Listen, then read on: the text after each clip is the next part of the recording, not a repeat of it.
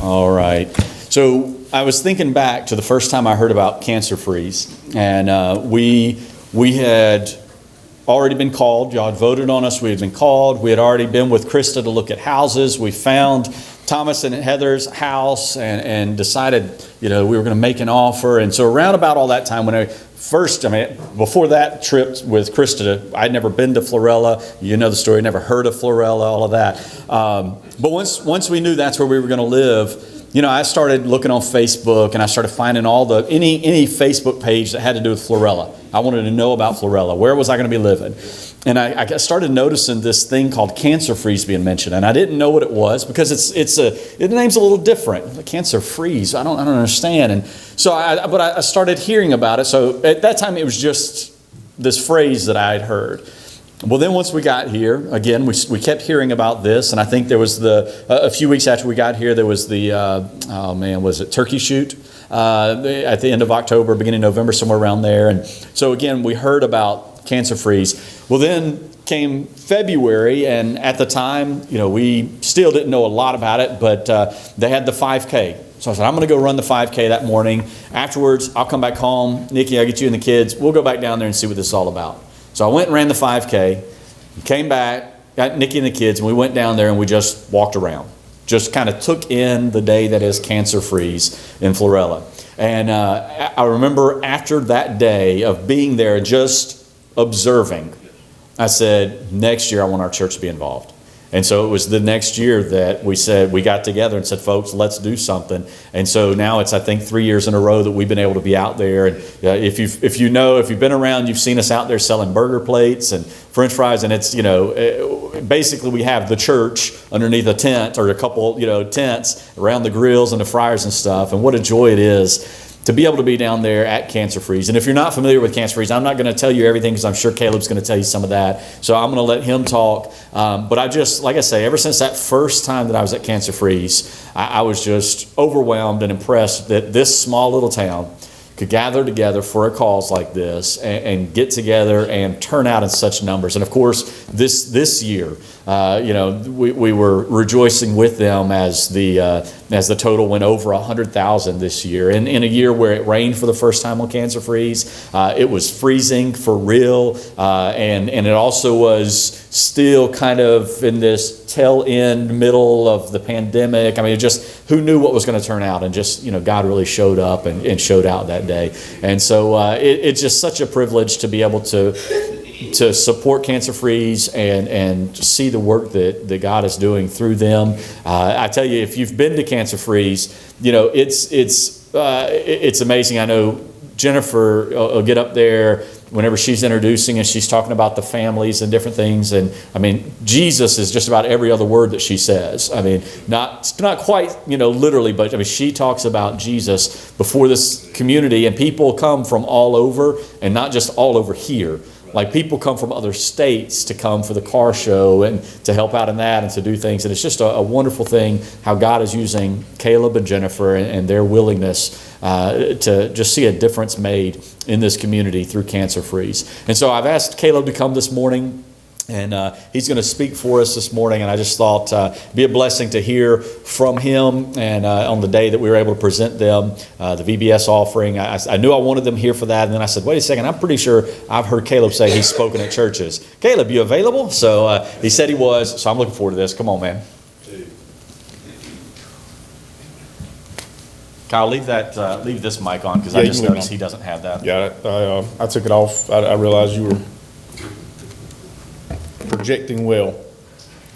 Whew, I'm telling you, y'all got all of my feelings already this morning. Just let it out. Eulalie didn't help.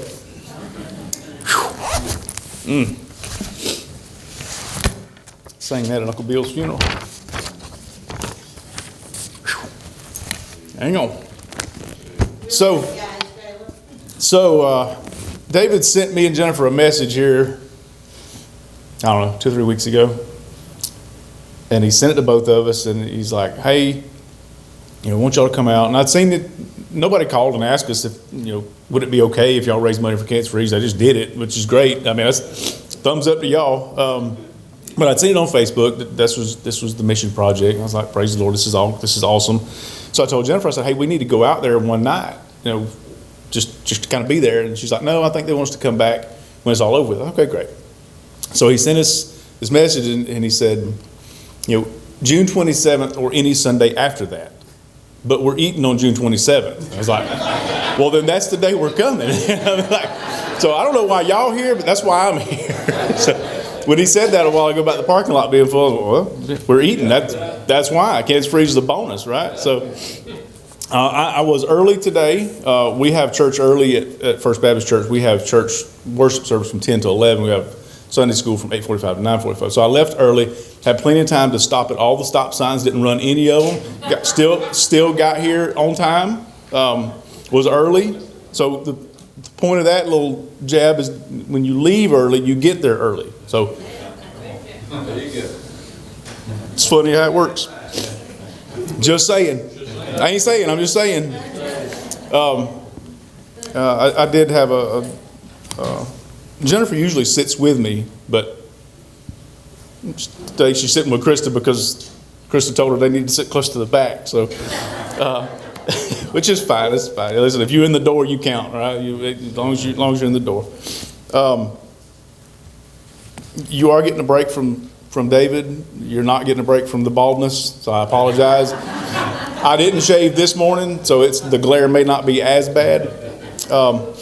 I'm gonna kind of be all over the place, so you don't have to try to follow along.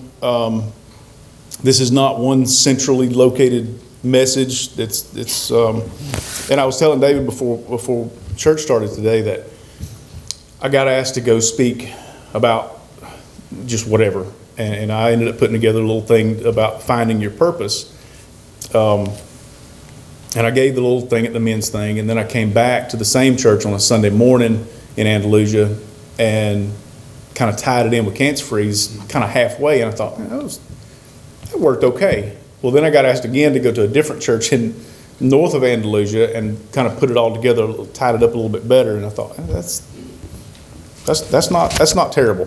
So there was some discussion yesterday around Lake Jackson about, well, Mr. Caleb's preaching tomorrow. I was like, no.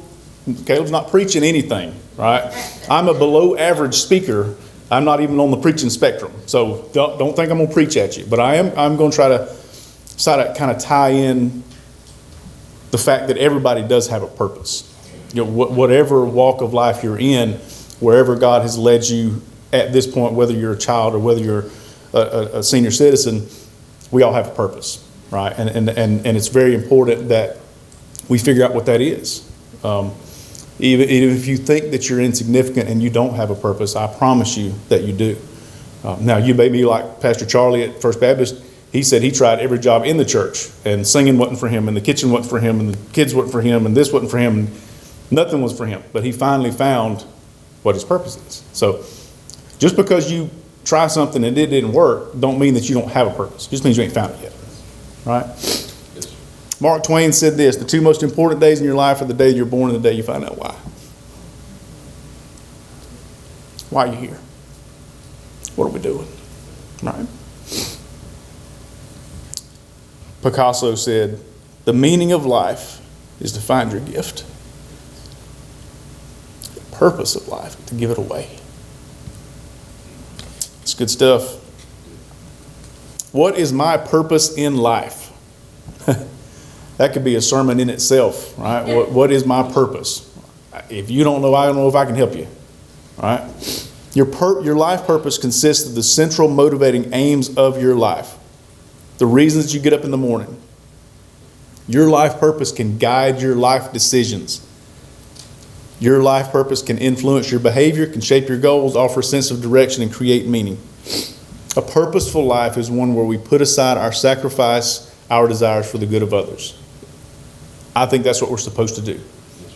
We're supposed to put others before self. That's just the way I look at it. I think that we all as Christians should lead a life of service. What can I do to make your life easier? All right, I'm a firm believer, and I get myself in trouble, and I get stretched way too thin sometimes, and I neglect things that I shouldn't. If you call me and ask me to help you do something, I'm going to do the best that I can to do that because you have entrusted me with trying to help you. Now, if you call me to help you put up a fence on Saturday, I'm going to look at my schedule real hard to see what I'll have to put aside before I do that, especially in the summer, right? What is our purpose? Our purpose as Christians. What is our purpose? Our number one purpose, in my opinion, and David, shout me down if you don't think so, our number one purpose should be to glorify God in everything that we do. Everything. I don't give a rip if it's holding the door open for somebody at the convenience store. When somebody looks at you, they should be able to see Christian goodness, right? It does not matter how much money we make in your job, how high you climb the corporate ladder. None of that matters. None of that matters. It doesn't matter how much money Cancer Freeze gives away. And we'll get into the numbers because I know that's what everybody likes to hear. It doesn't matter how much money Cancer Freeze gives away. If we don't use the platform that God has given us to glorify Him, it's a waste. It's a waste. All of it. None of it matters. It doesn't matter. Now, it matters to the person that we wrote the check to. Absolutely. And that's a great benefit. Hey, yay, good. Make their life easier. Great. But if we don't use that opportunity to tell that person why, what's the point? What's the point? 1 Peter chapter 4, verse 10. God has given each of you a gift from His great variety of spiritual gifts. Use them well to serve one another. Do you have the gift of speaking? Then speak as though God Himself were speaking through you. Do you have the gift of helping others? Do it with all the strength and energy that God supplies. Then everything you do will bring glory to God through Jesus Christ.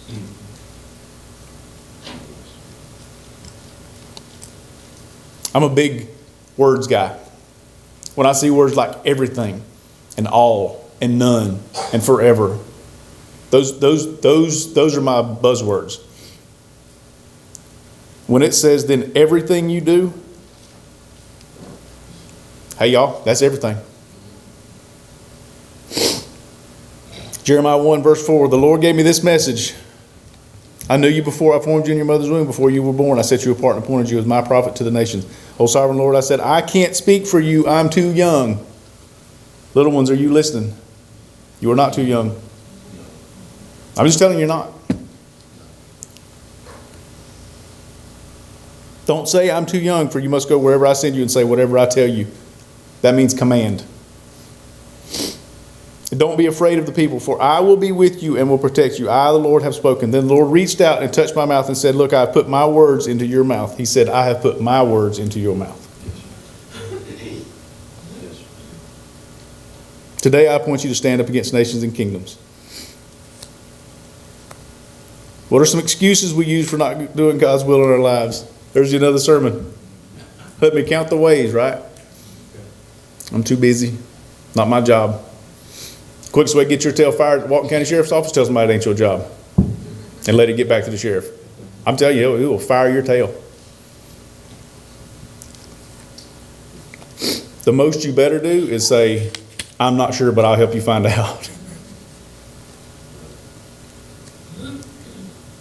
I got bad news for you. This little thing in Jeremiah I just read, God didn't consult Jeremiah. He didn't ask him, hey, do you mind? He said, this is what you're going to do.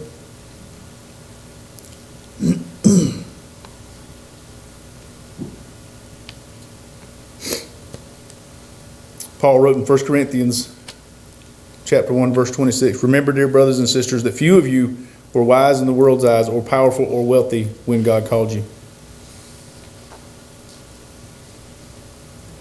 They weren't none of that until God called them. That's the point. Caleb and Jennifer can't do anything. We can't. If you ride down at the lake and you see what you see. So that was 3 years ago, you said? This was year 3? So we just did year 15. If you ride down there and look at that and you don't see God, we need to get in a closed door session pretty quick, because there is no earthly explanation for why thousands of people will raise $100,000 in 8 hours in freezing rain in the middle of winter in Florida. That doesn't make sense. You can't tell you can pick somebody from wherever, state, university, whatever, and tell them that story, and if they don't see and hear God in that, they lost as a tumbleweed in Texas. I mean, there is no other explanation for that. That's just it. I don't like calling people out a whole lot, but if they don't see it the way we see it, they're just wrong. I mean, it's not up for debate, not up for discussion. Yes, there are hundreds of volunteers that make that day and our other events. This church plays a huge part in that. There are tons of people behind the scenes that are doing things in the weeks and days leading up to the day. We need every bit of that. Sometimes we need more, but we have been tremendously blessed with churches, individuals, businesses, families, groups of people who come together for the same purpose. Now, they may be coming to raise money, which is great, good, and wonderful, but I promise you, like David said, they're getting Jesus while they're there. Like you said a while ago, we will unapologetically tell your children, we're a 501c3 nonprofit. We are not a religious organization. Cancer Freeze is not. We're a nonprofit, but we are not a religious organization. But that's what we're going to do. Unapologetically. The first thing we have that morning is prayer.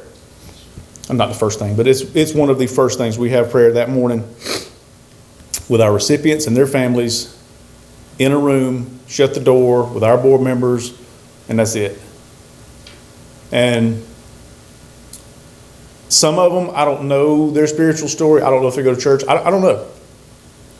And they may leave that room with zero change. But that's on them. That ain't on us, because we put it out there for them. And we have told them boldly where we as an organization stand.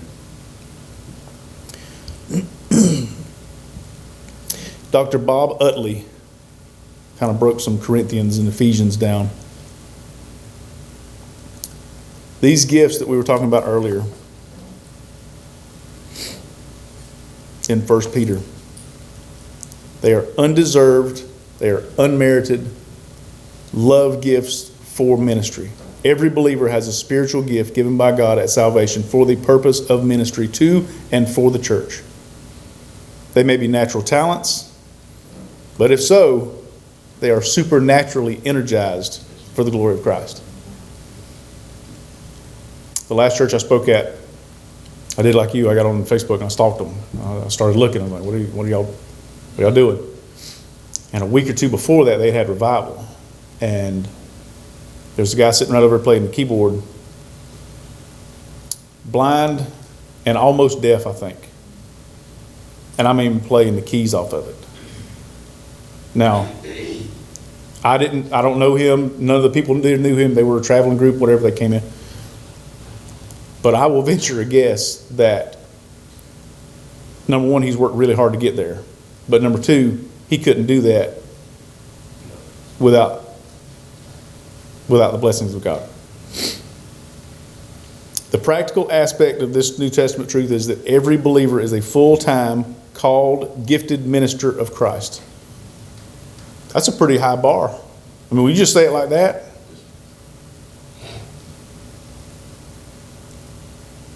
Every believer is crucial to the effective working of the local church.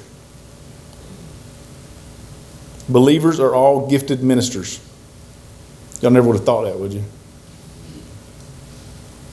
I'll bet you David has said something similar to that. Some believers are leaders. All believers are ministers. Now, what is that ministry?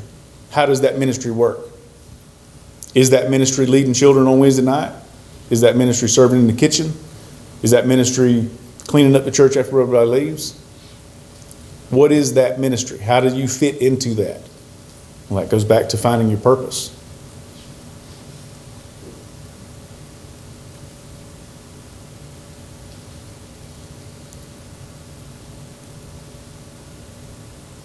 Adrian Rogers says we ought to be living as if Jesus died yesterday, rose this morning, and is coming back this afternoon.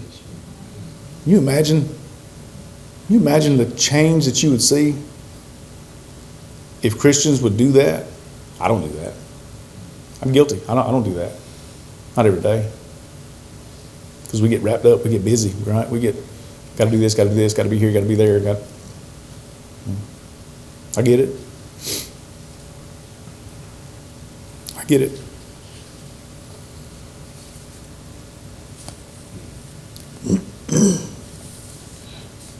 I get too busy with Cancer Free sometimes. I do. I don't let my phone ring a lot. I answer it. I text back. Get too busy sometimes. Sometimes it don't matter what you're busy at. Satan can't do anything else that'll make you busy. He'll get you so focused on something, anything, pick something. Football, baseball, basketball, travel, whatever. Not that those are bad things. They're not. None of those are inherently bad. But when you get so busy, so focused on work, ball, whatever, guilty. If you ain't guilty, you need to be given lessons on how not to feel guilty. I'm not saying don't go to travel ball. I'm not saying don't work your tail off. Keep your focus where it needs to be. And I'm saying, when I say we, I mean me, because I'm awful at it. So, we'll tell the cancer-free story. Now, David told me that y'all usually don't start getting grumpy till about 1. So I'm gonna try to. I'm gonna get you out of here before 1. I promise. All right.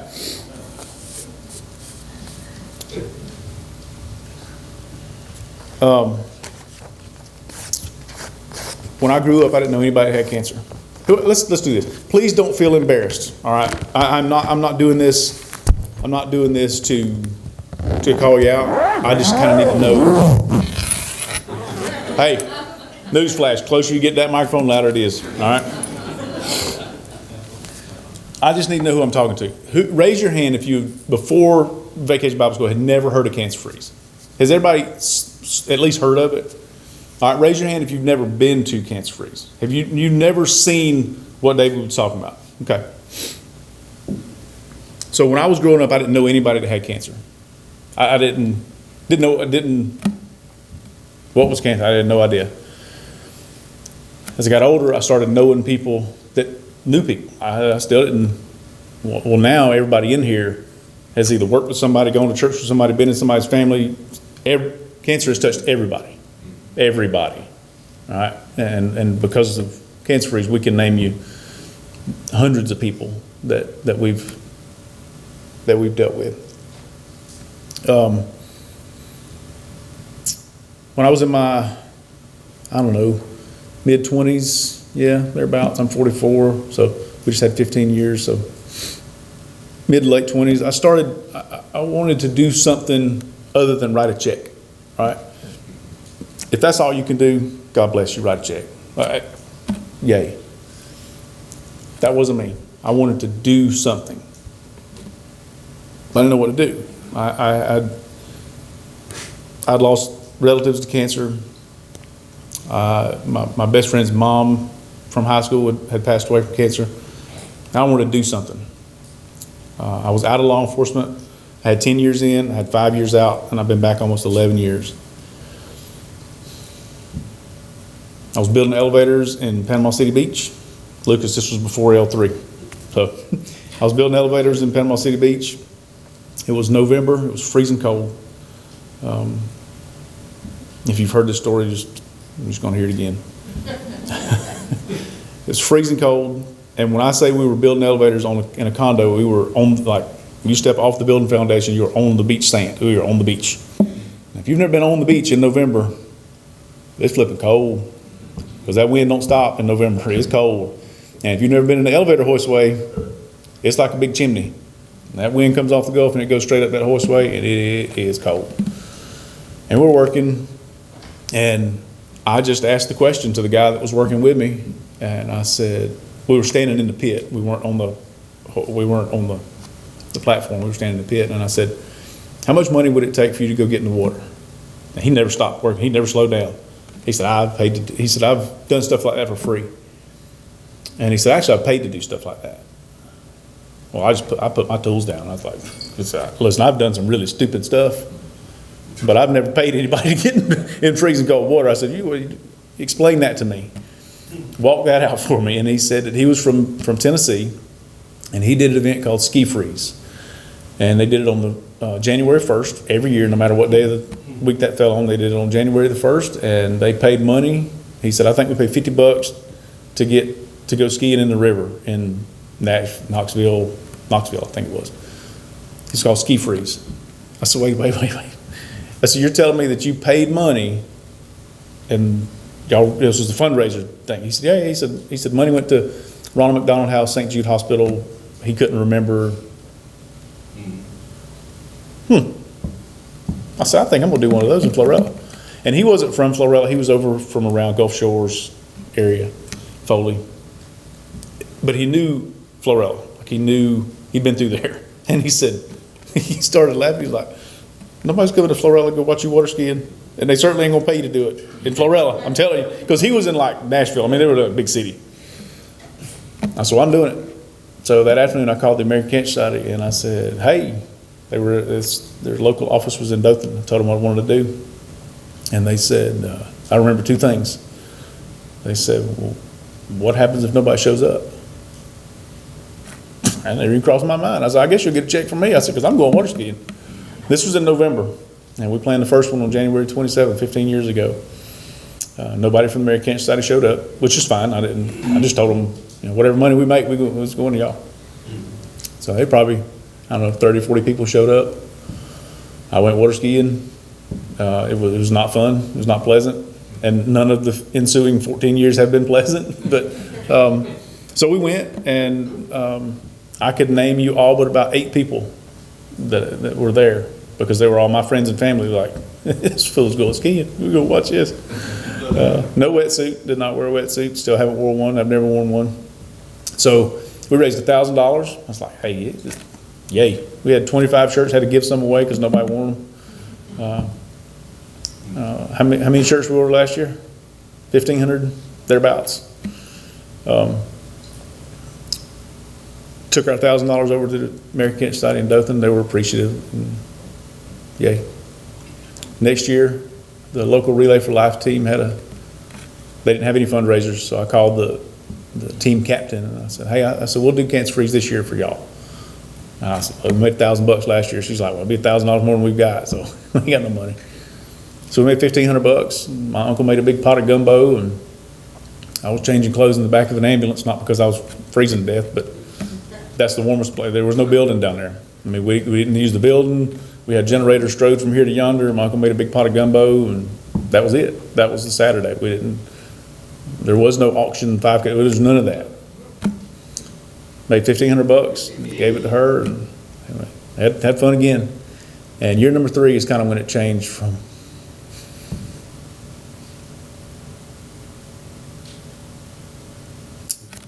that to this. I've never heard the voice of God, though I believe if he wanted me to hear that, that's what I'd hear. None of y'all would hear it. That's what I believe. I believe that with all my being.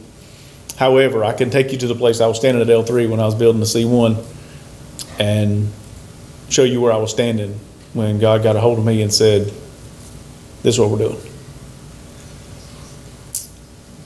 There's a little girl, 6 years old, blonde hair, blue eyes. just graduated high school. At that time, she had retinoblastoma in her left eye. Some of y'all know her mom and daddy's Brad and Stephanie Bryan's little girl, Julie. And she was flying back and forth to New York. I knew Brad a little bit. Didn't know Stephanie much. I mean, I knew her enough to speak to her. They had moved from Florella. They were living in Strawn. But I knew Brad's mom, Miss Linda Russell. And I stopped by her business on the way home, and I told her what I felt like we were doing, and she said, "You just need to call Brad." Okay.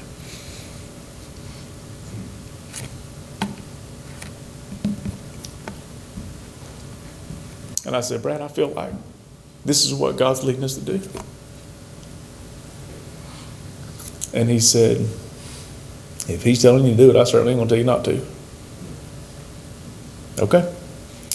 So that year we put a 6-year-old blonde-haired, blue-eyed beauty pageant winner on a poster and plastered them up everywhere, and we hit right at $10,000, and that's when I knew, now we got something. Now we got something. This is what we're supposed to be doing. And at first it was like kids only. We're only doing kids. Kids, gotta be kids. So the next year it was a 17-year-old girl from above Andalusia. She had brain cancer, brain tumor. And we made $5,000. Worst weather day until this past one. Worst weather day we'd ever had. The sun never came out. The wind was blowing. The waves were white capping. Skiing was not fun. It was not good. Still made $5,000. Hey, yay for us. Next year, we were faced with one of our first tough decisions. We had a mom of 3 who had breast cancer. And we got off that only kids kick pretty quick. So, made $8,000 for her. And then the next year is when it changed again. We went through a lot of changes pretty doggone quick. We had formed a board. We had become a 501c3 nonprofit. If you've never done that, I highly recommend it to everybody who's never gone through that process with the IRS. Thankfully, we used LegalZoom, so it wasn't that bad. But one of the requirements is that you form a board. So we had formed a board, and we had 3 applications in front of us. And I told them at the table, I said, "Look, I can't pick whose needs are more important. I don't know," because I knew that we could get somewhere between $5,000 and $10,000. Because that's the 3 years that we had. But I didn't want to split that 3 ways. I wanted to be able to give someone more than that. And Pastor Charlie said, "Well, let's just do all 3." And I thought, I don't know if we're big enough to do that. I just don't know. But all right, that's what we'll do. So I think that was the first year we had. Maybe not the first year we had a silent auction. We're still outside. Hey, y'all, they ain't built that building yet. We still outside in the first Saturday of February. And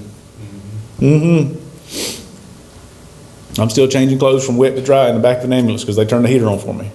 And Jennifer hold a towel up over the windows. I mean, that's what we were doing. We still had generators strode all over the place. We didn't have it was tough. But we had different places that year that we were collecting money from. Right, we'd go around collect money from the food place and the silent auction place and the t-shirt place and whatever. That's what we did. And then we'd go home that night and me and Jennifer would dump it all out on the floor and we'd count it and we'd go to the bank. Well, we counted out $27,000 in change, or $28,000 in change, and I was like, oh boy. We had it stuffed in a little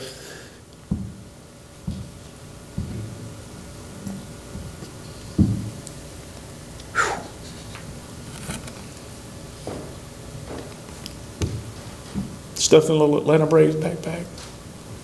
Took it to church next day, scared to death.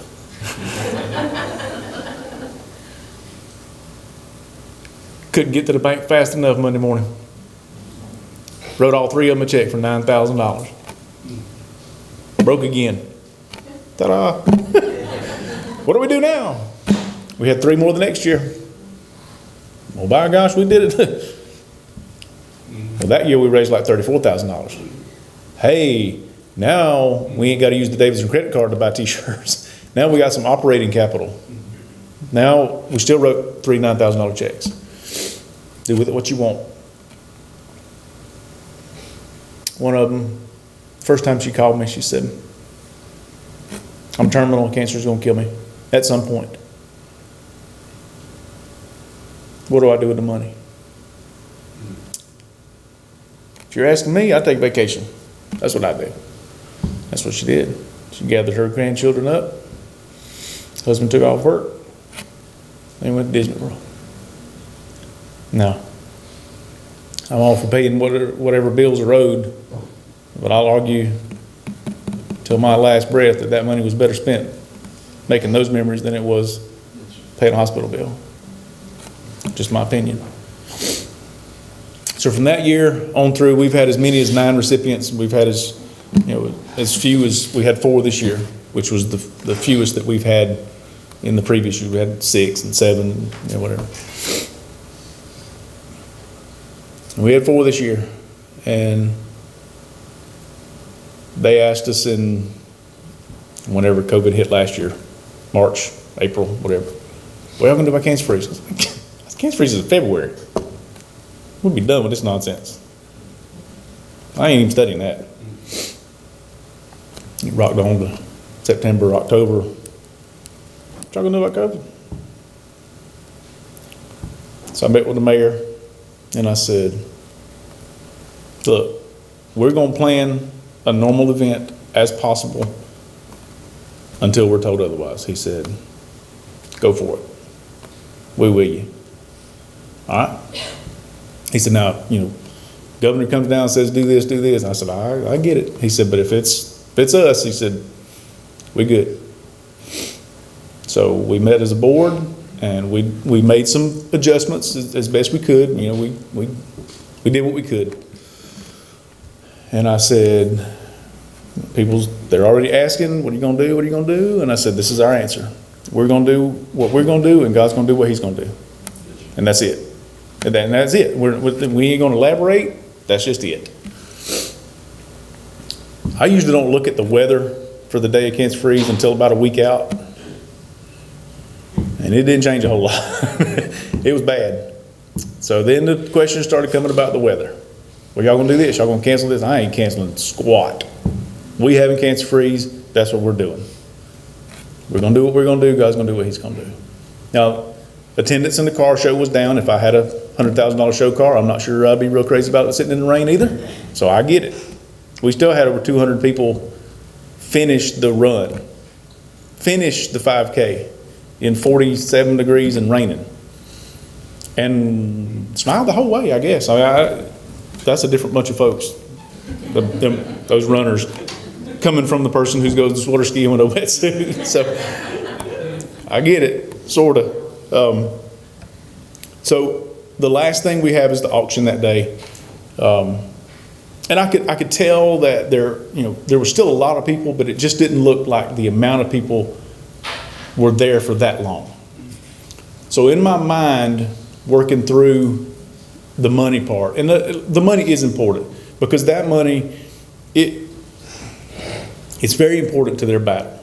And I think what people need to understand is that money right there, when your children brought that money and they put it in that offering plate, you're playing an active part in someone's battle against cancer.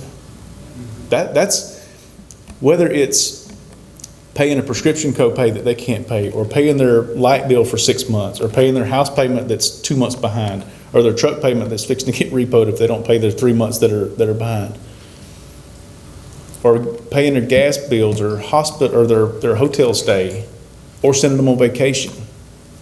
There's one on vacation right now. I'm not going to say it because y'all probably know who it is if I said it. He's going to die. He's going to die.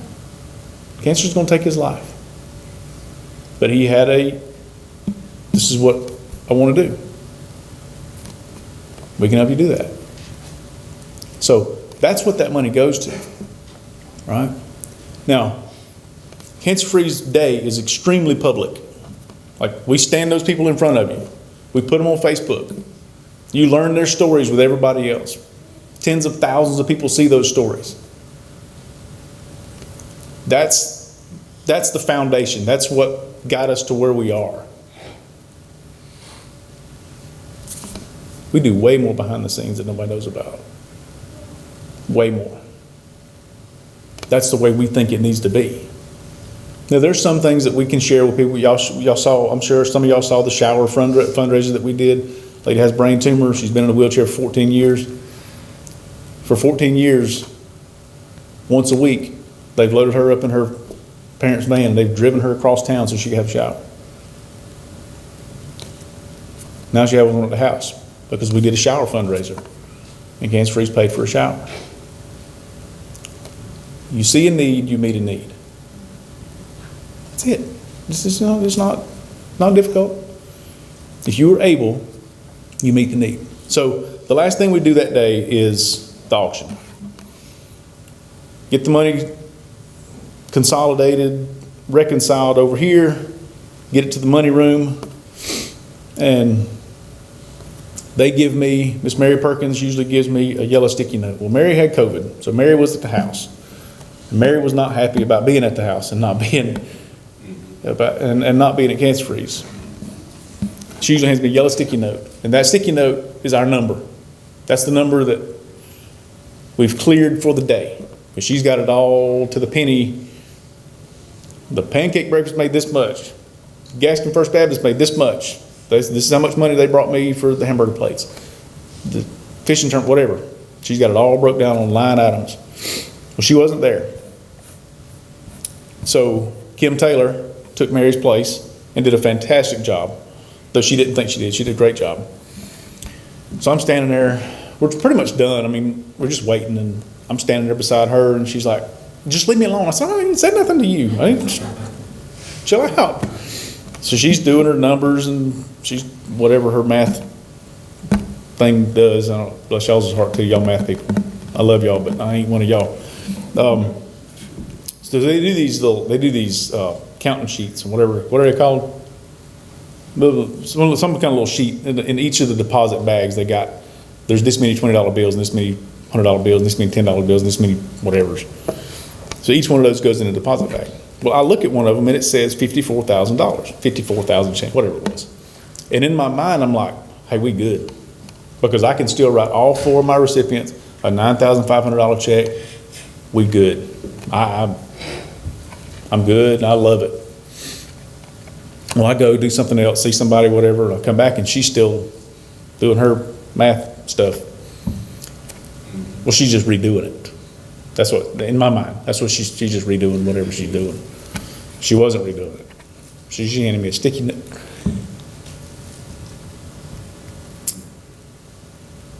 $101,000 and something. 47 degrees and raining in Florella. You tell me that ain't God. There's no other explanation for that. It just can't be. I refuse to believe anything else. So, over 15 years, we've given over $850,000. Nobody makes any money. Every once in a while, I'll take the board members out to David's Catfish House, and that's about it. I mean, we don't.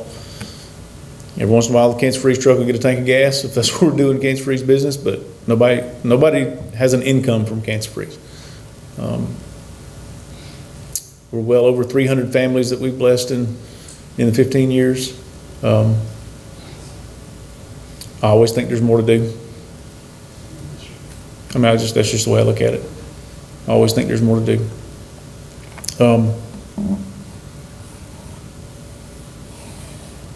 We consider it a blessing to be a blessing. We really do.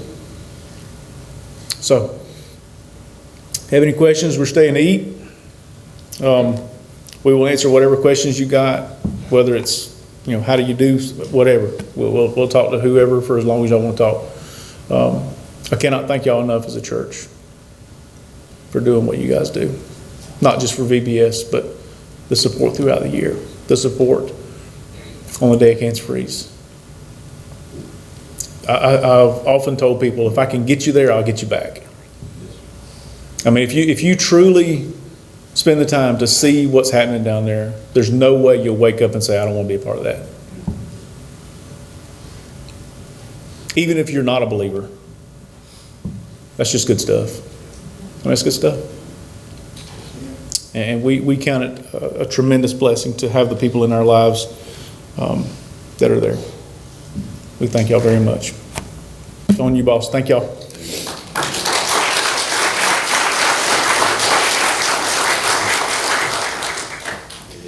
Thank you, Caleb. Appreciate that.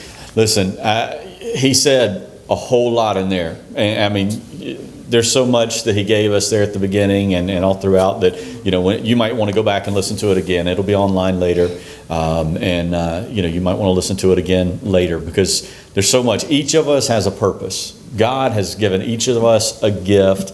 And, there are things you said that I was like, yep, I know. I've said that. That's right, And there's that confirmation that every single individual that is born again of the Spirit of God has been given a spiritual gift, whether it's through your natural abilities that have been supernaturally amplified or whether it's something that you think I could never.